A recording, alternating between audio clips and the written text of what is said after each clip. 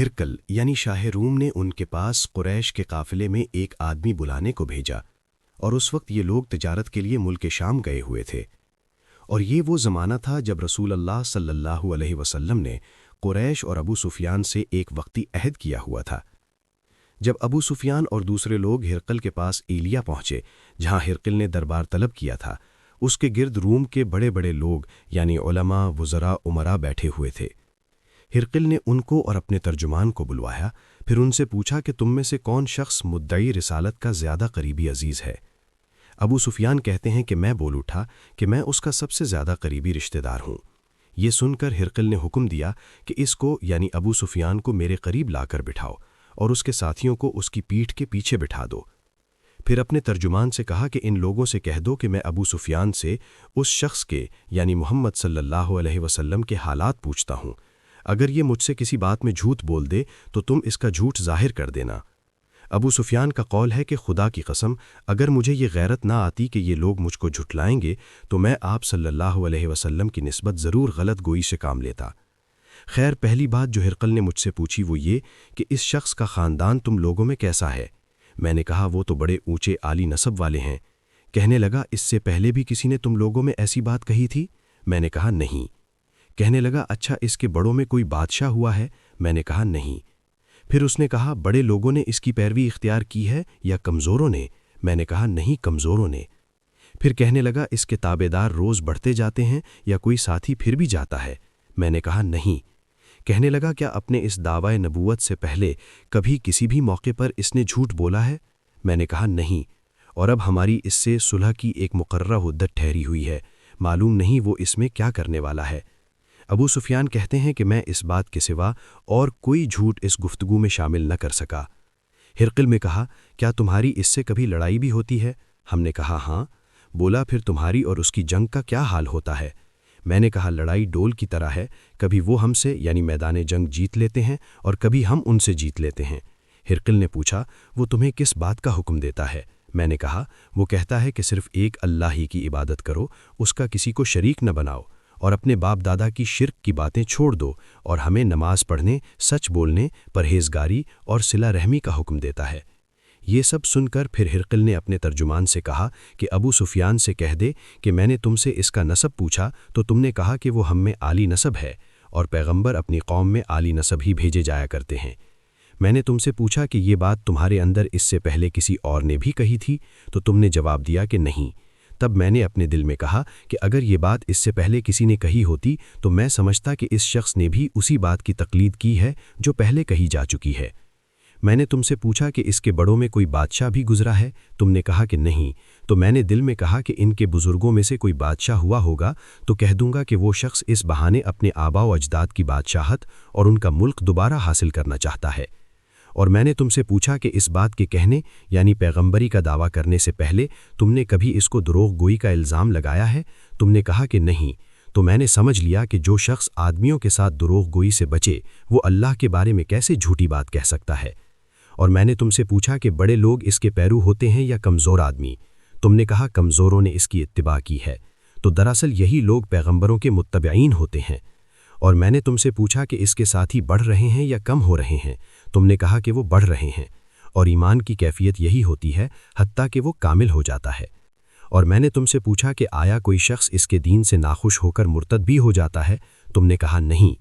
تو ایمان کی خاصیت بھی یہی ہے، جن کے دلوں میں اس کی مسرت رچ بس جائے وہ اس سے لوٹا نہیں کرتے۔ اور میں نے تم سے پوچھا کہ آیا وہ عہد شکنی کرتے ہیں؟ تم نے کہا نہیں۔ پیغمبروں کا یہی حال ہوتا ہے، وہ عہد کی خلاف ورزی نہیں کرتے۔ اور میں نے تم سے کہا کہ وہ تم سے کس چیز کے لیے کہتے ہیں؟ تم نے کہا کہ وہ ہمیں حکم دیتے ہیں کہ اللہ کی عبادت کرو، اس کے ساتھ کسی کو شریک نہ ٹھہراؤ، اور تمہیں بتوں کی پرستش سے روکتے ہیں، سچ بولنے اور پرہیزگاری کا حکم دیتے ہیں۔ لہٰذا اگر یہ باتیں جو تم کہہ رہے ہو سچ ہیں تو ان قریب وہ اس جگہ کا مالک ہو جائے گا جہاں کہ میرے یہ دونوں پاؤں ہیں۔ مجھے معلوم تھا کہ وہ پیغمبر آنے والا ہے، مگر مجھے یہ معلوم نہیں تھا کہ وہ تمہارے اندر ہوگا۔ اگر میں جانتا کہ اس تک پہنچ سکوں گا تو اس سے ملنے کے لیے ہر تکلیف گوارا کرتا۔ اگر میں اس کے پاس ہوتا تو اس کے پاؤں دھوتا۔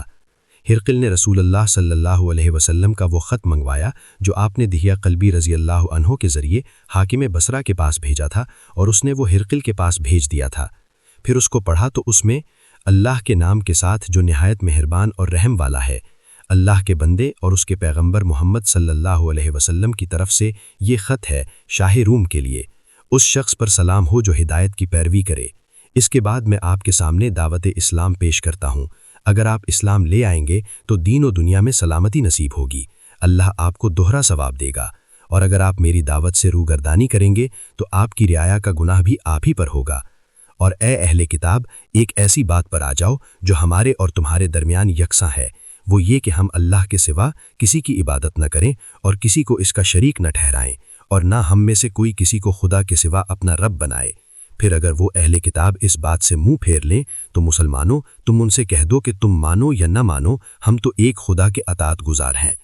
ابو سفیان کہتے ہیں کہ ہرقل نے جو کچھ کہنا تھا کہہ دیا، اور خط پڑھ کر فارغ ہوا تو اس کے ارد گرد بہت شور و غوغا ہوا، بہت سی آوازیں اٹھیں اور ہمیں باہر نکال دیا گیا۔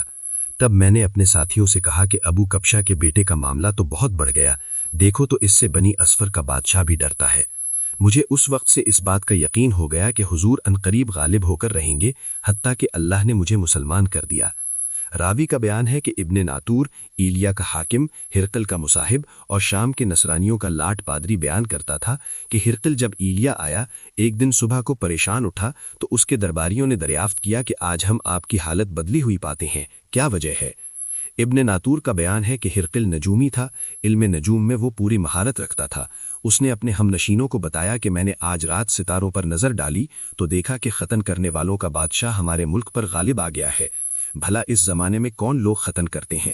انہوں نے کہا کہ یہود کے سوا کوئی ختن نہیں کرتا، سو ان کی وجہ سے پریشان نہ ہوں، سلطنت کے تمام شہروں میں یہ حکم لکھ بھیجیے کہ وہاں جتنے یہودی ہوں سب قتل کر دیے جائیں۔ وہ لوگ انہی باتوں میں مشغول تھے کہ ہرقل کے پاس ایک آدمی لایا گیا جسے شاہ غسان نے بھیجا تھا۔ اس نے رسول اللہ صلی اللہ علیہ وسلم کے حالات بیان کیے۔ جب ہرقل نے سارے حالات سن لیے تو کہا کہ جا کر دیکھو وہ ختن کیے ہوئے ہے یا نہیں۔ انہوں نے اسے دیکھا تو بتلایا کہ وہ ختن کیے ہوئے ہے۔ ہرقل نے جب اس شخص سے عرب کے بارے میں پوچھا تو اس نے بتلایا کہ وہ ختن کرتے ہیں۔ تب ہرقل نے کہا کہ یہی محمد صلی اللہ علیہ وسلم اس امت کے بادشاہ ہیں جو پیدا ہو چکے ہیں۔ پھر اس نے اپنے ایک دوست کو رومیہ خط لکھا، اور وہ بھی علم نجوم میں ہرقل کی طرح ماہر تھا۔ پھر وہاں سے ہرقل ہمس چلا گیا۔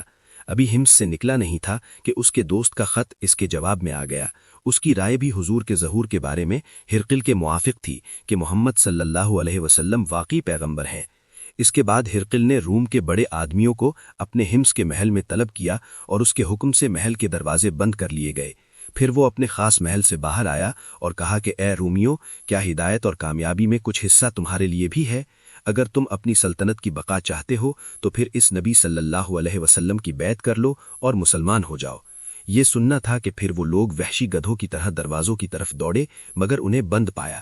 آخر جب ہرقل نے اس بات سے ان کی یہ نفرت دیکھی اور ان کے ایمان لانے سے مایوس ہو گیا تو کہنے لگا کہ ان لوگوں کو میرے پاس لاؤ۔